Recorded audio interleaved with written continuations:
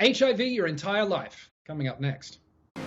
Whatever stereotype you're going to try to put on me isn't going to fit. That's for sure. Because there's no stopping me. Ask your healthcare provider if Biktarvy is right for you.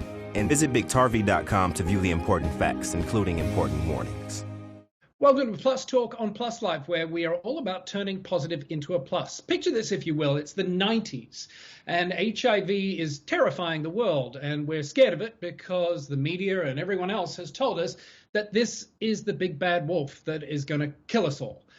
Then you have a lady named Carrie Murphy. She is in Toronto, and she opens her doors to foster children and adopting. Carrie, I'm going to start with you because I've also got Ashley and I've got Noah on the line. It's great to see you all. But Carrie, what did you know about HIV at that time? Because there are a lot of parents out there that are in your position wouldn't do anything about it. I mean, this would scare people. It never really sunk into me that children were being born in Canada with HIV. I just assumed that, we weren't having children born in Canada with HIV. I thought that they could prevent it or something because of medical technology, but I didn't know very much about HIV at all. And when they called, Noah was 3 years old, and I got the phone call asking if I would take him for foster care because his mom was going into the hospital to have surgery. Was supposed to be just 2 weeks that he would stay with us. And they said he had HIV. And when they were talking to me, my own biological son was laying on the sofa, and he's a quadriplegic, and he was 3 years old too.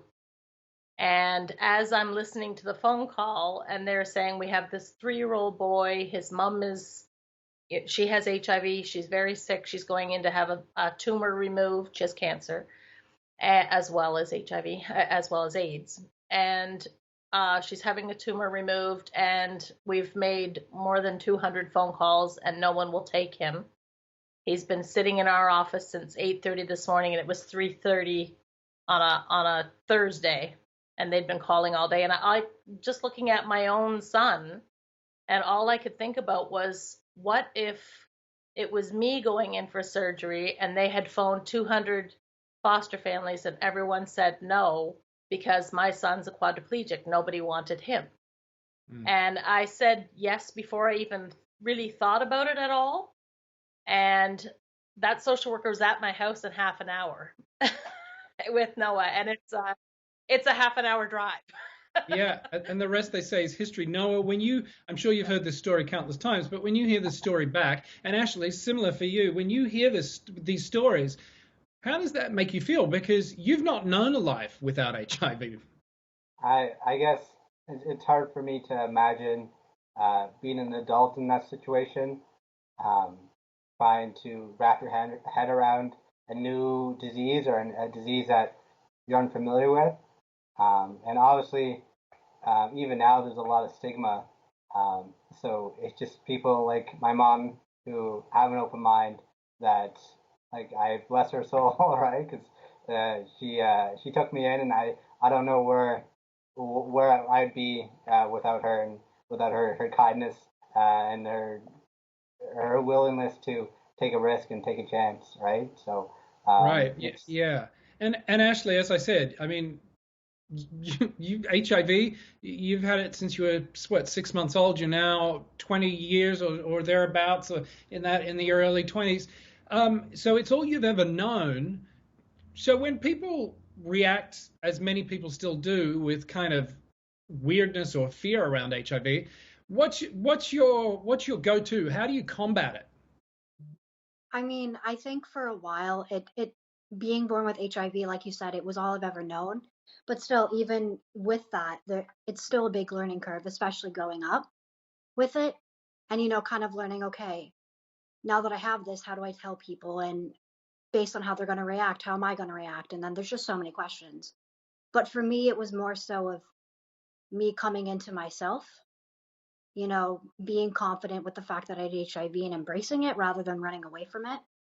And so I just kind of realized that as I aged and as I grew and I wanted to start sharing my story, I knew that no one was going to take me seriously if I wasn't going to take myself seriously. And I needed to be confident in what I was trying to portray and the story I was trying to tell so that other people hopefully would listen. Because a lot of people still don't understand HIV.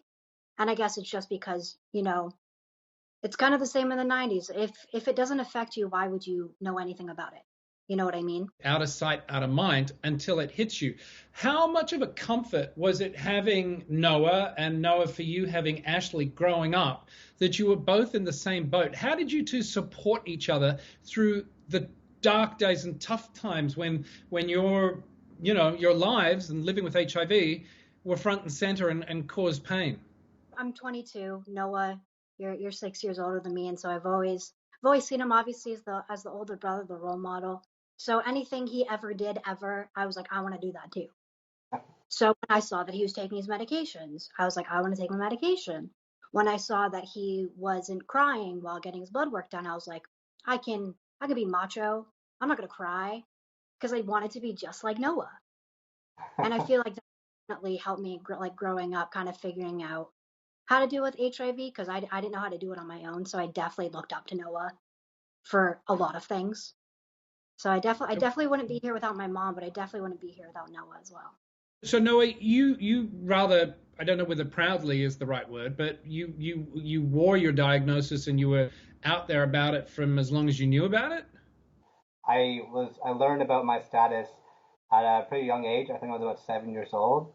And when I was told about it, I guess I kind of looked to my mom and just kind of had that quick conversation, and it was all I knew. So I kind of just went about it with my life and acted as it was just another thing I had to deal with.